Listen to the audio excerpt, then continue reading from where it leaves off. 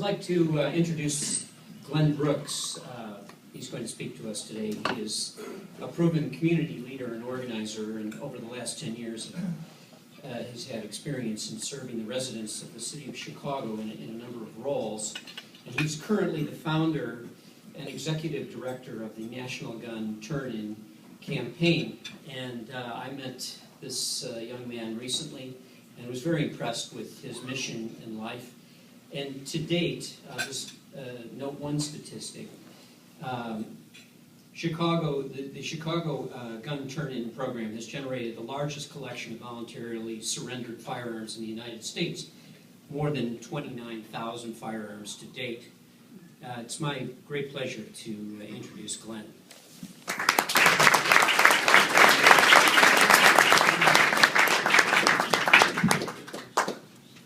Thank you, Kevin. Can everyone hear me? Yes. As Kevin was so kind in introducing me, my name is Glen Brooks.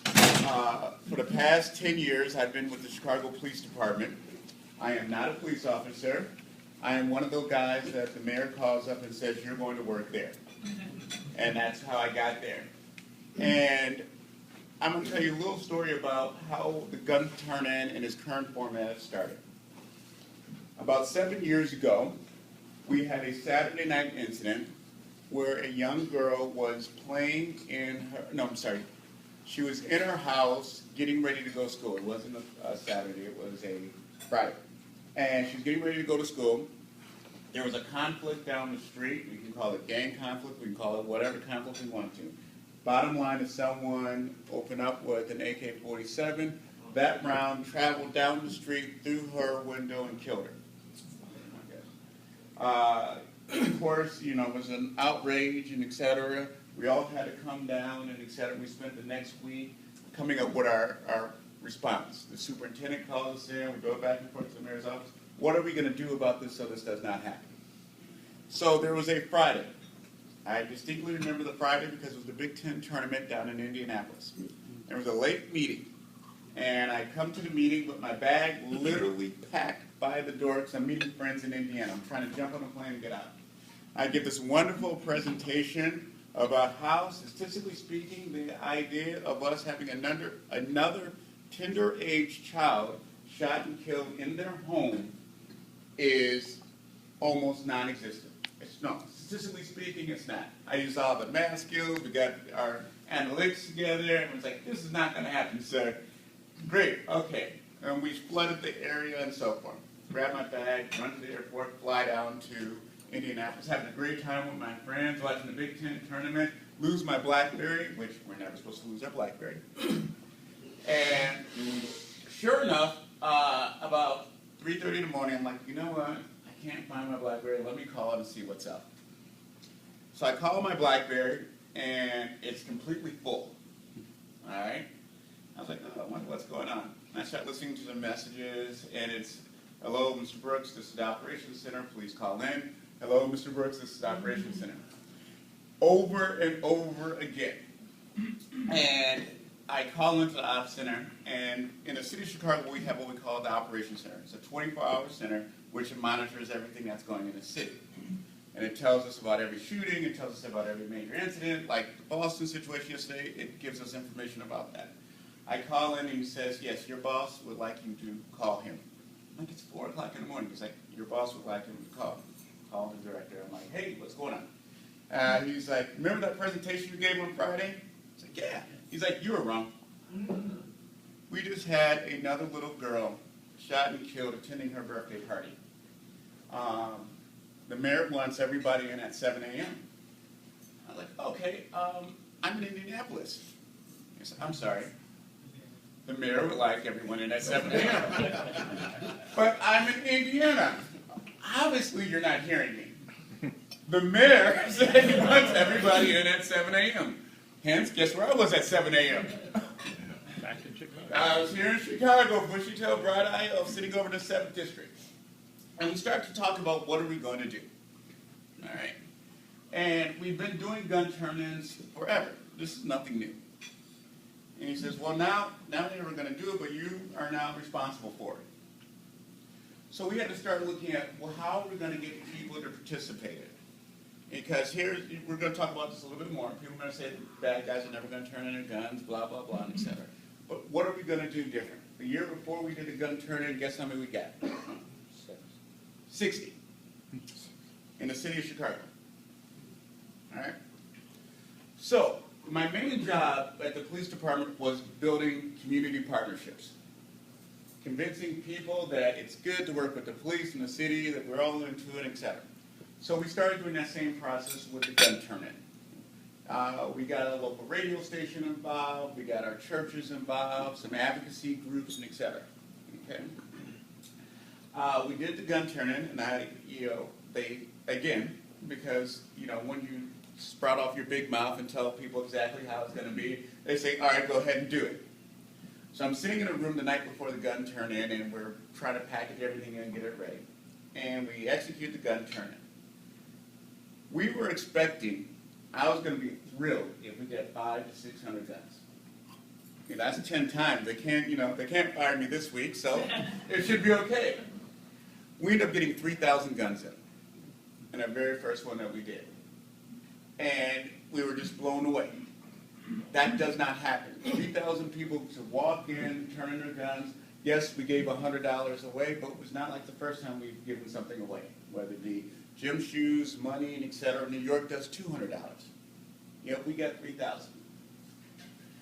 That process has led us to what we're currently at now, the National Gun Turn-In Campaign. And this is, I can be perfectly honest, it's a direct result of another tragedy. Newton. We all cried that particular day. My son goes to school right down the street at the school for little children in Evanston. His mother called me. As soon as the shooting happened, his mother called me and said there was a shooting at school. Of course, I checked my BlackBerry. I'm like, no, it's not here. But at the same time, we had this huge strategy. And I got a call from Clear Channel Communications. They own a bunch of the radio stations in Chicago and nationwide. They own about over 500 stations nationwide. And they asked me, okay, Glenn, you know that gun turn-in we've been doing in Chicago? What do you think about you starting something and trying to do it around the country? So I was like, okay, we can do that.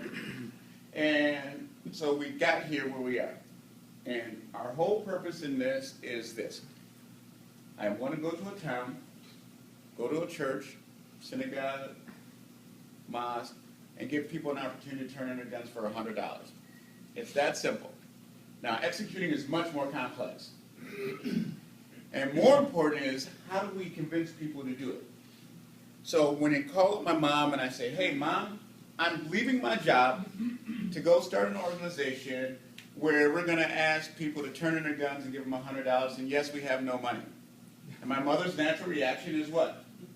Why are you giving up your good government job? First of all, I'm not. The mayor was kind enough to give me a leave. Two, this is really why. There are 300 million guns in this country. Okay? That's the 2010 number. And all the numbers I'm going to use for today are going to be 2010. 300 million. The honest answer, it's closer to about 310, 315. We have approximately 310, 315 million people in this country.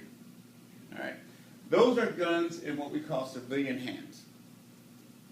Those aren't our M4s, all our rifles in our military, all the handguns with the police department. Those don't include all those weapons. All right?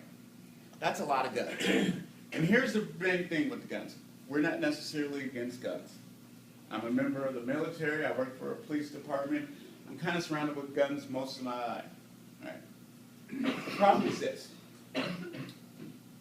All those guns are not in responsible people's hands. And what's really interesting about guns, it's not like our other, what we call hard objects, like your refrigerator or your car, etc. Okay? It's not like milk. There is no expiration date on a gun. A gun that was bought in 1974 will shoot and kill you just as effectively as that day it was made. There's no way that we can get guns, we dispose of guns. You know how people dispose of guns? Just like my mother did.